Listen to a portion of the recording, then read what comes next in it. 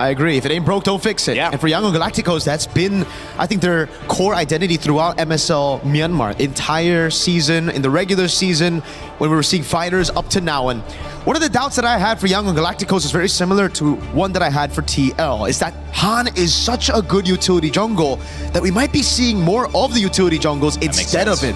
Fanny and Ling Ban, I think now we're going back to that. The Freya's left open though, so Yangon Galacticos will just build from there. They pick up the Freya, it's a good flex pick. They've also already taken out one of the counters for it, the Phoveus. Yep. So now it's open anywhere. Now Pro, do they go for the straight up counter against the Freya? Do they pick it up? Let's see if they do. Are they going to double down on the utilities? You still have the Nolan option for Assassin if ever, but then what happens if you pick the Nolan early, you show it up, and then suddenly you're going through a very aggressive Freya, you're up against utility.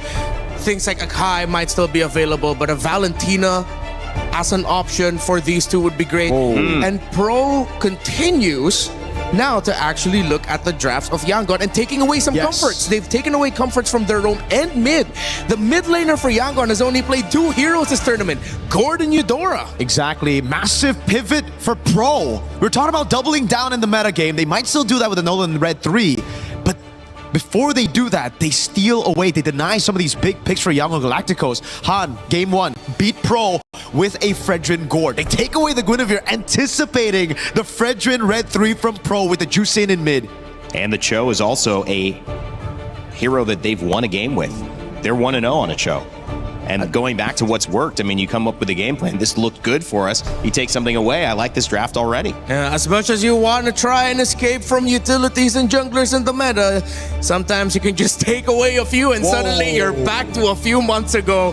Guinevere, Baxia, welcome back to the utility junglers. Only when Hirara, Fanny, and Ling are banned do we get to see these heroes, man. Again, just, you know, ban it out. I like what Yangon Galacticos are doing, especially for game number 1, right? They're trying to get the momentum. They want to stick to their comfort, so they just ban it out. And now we have to talk about later on. You see the glue bans coming down again. It really just seems like we're replaying the meta of Wildcard all over again. And again, I feel like we have to somewhat thank Team Falcon's Mena for this, because they're the only team that banned out both Ling and Hirara blue side, and we saw how that led to their game. It led to going back to the utilities, going back to the tanks in the jungle. But you still have the new elements you have to take into consideration. Esmeralda, Mathilda especially would be a nightmare to deal with for that Gord. Seems like Pro and Yangon are both going to be front to back, with Yangon having more options to break the formation of Pro. Exactly. I think it's for Pro a little bit more front to back. They really want to play around that Gord, and so I think the carry here will be a very, very good man on top of the Esmeralda. Phoveus, Esmeralda, both already counters to the Freya. The carry is just another cherry on top, just to give Freya a little bit more space in the goal if he does go there, or even in XP, right? Because you want to have a Purify here against this lineup. You don't want to go Vengeance against a Chogord Baxia on the Freya.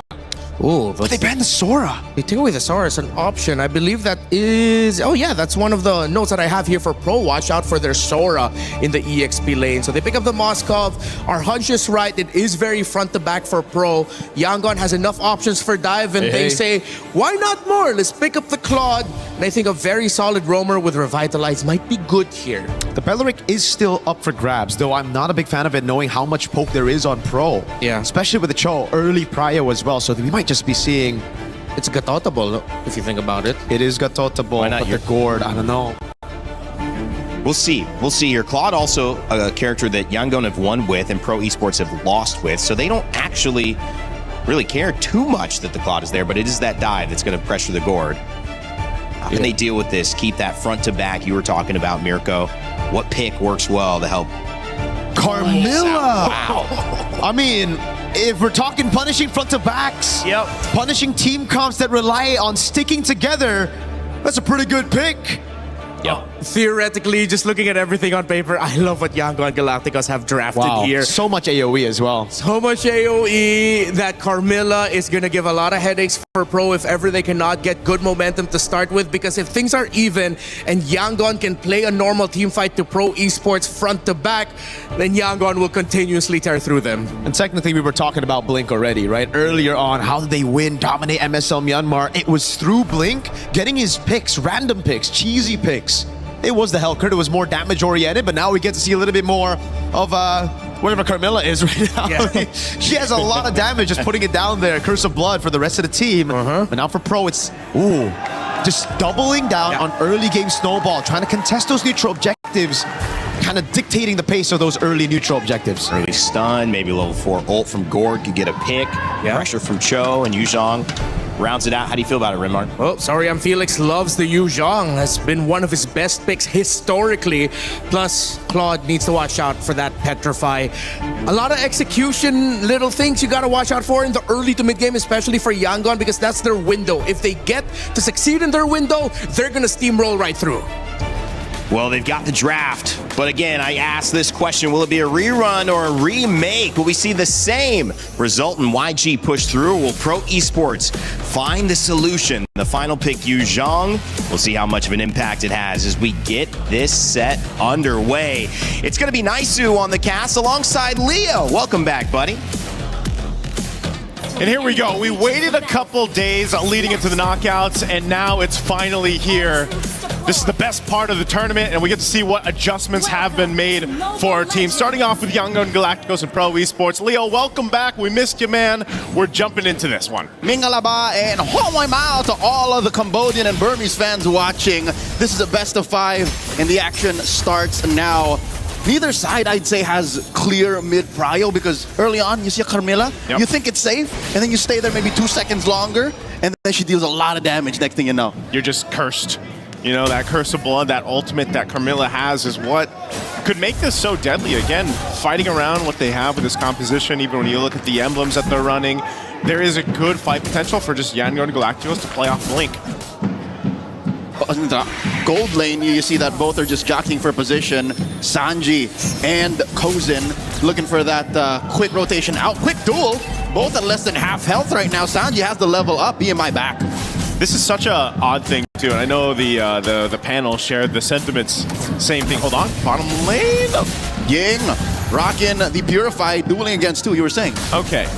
To go back to where the meta was just a little bit ago, maybe that is the solution. Just ban out those assassin junglers that have been being picked up so much throughout the course of MSC. You know, the Ling, the Harara, the Fanny now.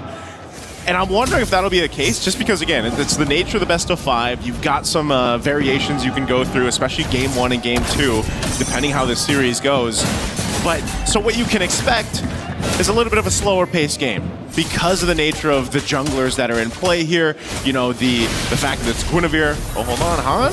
Oh, sorry, I'm Felix coming in! Taking down Han! The Retribution Source, the jungler, out of the equation for Yangon early on. Turtle spawns. Well, that's unfortunate. So this is just going to be a turtle over to Pro Esports. A really good setup. And this is why they were saying, you know, you got to watch out for that Petrify. Sorry, I'm Felix. This is one of his best heroes, this Yu Zhang, that he's been able to go ahead and showcase throughout so far. Whoa. Pressure.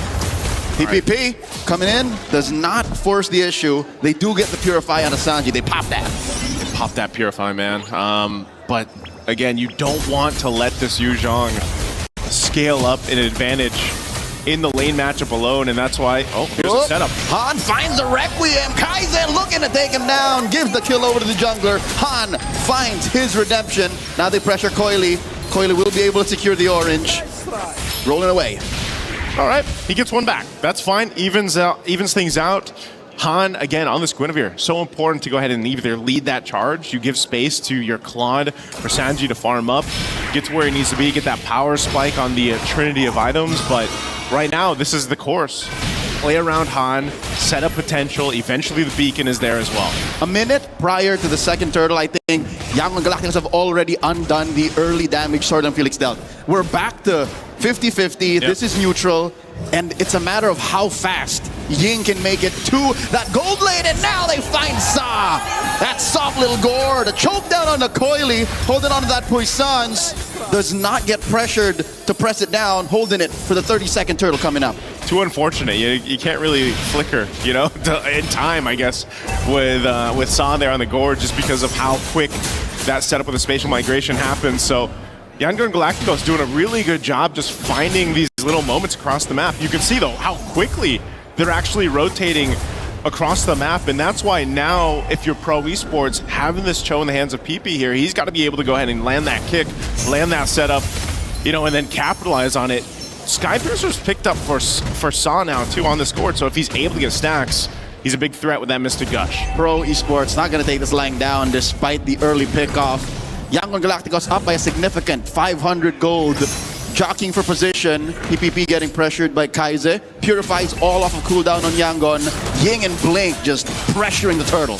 Okay, he wants to get his orange quick. Coily's going to be here in time. He's going to roll on through. Ying. And the Puissance is in. It's good. Blink with the revitalize. Han with the retribution to secure the turtle. Down goes Sorian Felix. PPP follows through. Coily finds Han. Felix falls in. And they're not done. They want Coily. And they'll get him. And they eventually will get the kill on Sanji. This Claude is farming up good. 2 kills already after the second turtle. Looking for Saw. Another choke down. One more. Ying gets it. Man, talk about a switch. Yangon Galacticos just decides to go in high drive, takes the turtle, takes some kills. Now they will capitalize on a tier 1 in mid. Oh, they're not stopping here. PPP, one more. Kaize gets it. Who has the Skypiercer? Coily jumps in, finds Kaize. Kaize will still not take this line down. He keeps on going. Han from the flank. Joseph, who has the Skypiercer? After this replay, we got to take a look at the items here, but this one, again, great team fighting. You know, this is what we're talking about, the threat, that AoE threat of this lineup that is there for Yangon Galacticos is so deadly, and you wouldn't expect the Clone to be able to go ahead and get this much, you know, value out of that this early on, but a double kill helps Sanji scale up even more at this point, so you know, fighting into that is something that's going to be difficult, especially for a Cho. You can take a look at the items here real quick. We'll see exactly who has the Skypiercer. Wow. Okay, so it's just Saw. Yeah, no, Yangon Galacticos are playing it close to the chest despite almost being 3,000 gold up. They decide to be conservative and say, nope, we're going to spread the goods. Yeah, this is... maybe it's the case where we see Kaize pick it up later, as we've seen with Jushins before. Eventually, maybe second, third item. He's already got the glowing wand. He'll be going... So he's just going to go to the Clock of Destiny next, I would assume. But again, these variations of the build, especially for the Jushin, has changed depending on the game, depending on the composition, and that's what they're going to play it. So right now, Pro Esports... Oh! Sanji here, purifies, blazing duet on the Kozin. Life stealing away from the small wave, but you can see that he hasn't invested in that just yet, just building the golden staff. Just getting the golden staff. Had to pop the Purify. He's not going to have that for this turtle, nor will he have the ultimate. We'll see if Pro Esports wants to go ahead and try to capitalize on that, maybe get the turtle. They're in range for this Coily. Win for the rest of the team to get here. PP just off the corner. Gets that kick, displaces him. Ying with the Valkyrie's Descent. Turtle still with the Retribution Rage. Revitalized. It's Coily who threads the needle. Han falls to Sorian Felix, but Ying still finishes the job. Finds Coily. A trade 2 for 1. Can he get Felix right now? Ying is on a warpath. Oh, this is a problem, you know, when you're trying to disengage, get away. Yes, you got the turtle, but you can't get away from the fight, you know, and that's what happens with this. Oh, hold on. Yeah, Sanji's not pressing that. He's not pressing that. that. A mile away. Has the Moscow voice line changed? No. But he has hit the SODs, significantly so for the past 7 minutes. It's just, you know, the one time he pressed it, they still lost. That's true, that's true. Oh, no, he's actually going to be in trouble now. Goes in. Okay, he finds a dash to the other side. PPP looking for a punish. Massive Requiem finds Kozin regardless. And now they might find PPP 2!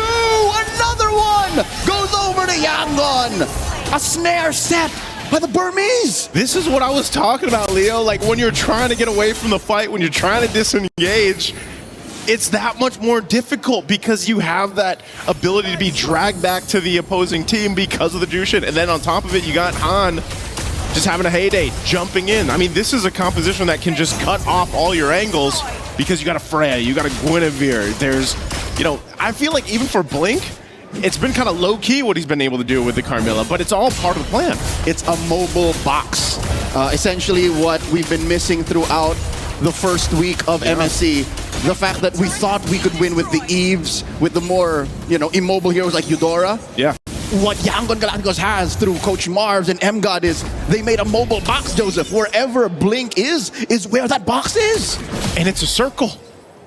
because Yeah. Crystal wants a circle, you know? It's a tetrahedron. Yeah, exactly. So, you know, that seems to be working so well with a mobile lineup like this. Now this Lord's coming up here.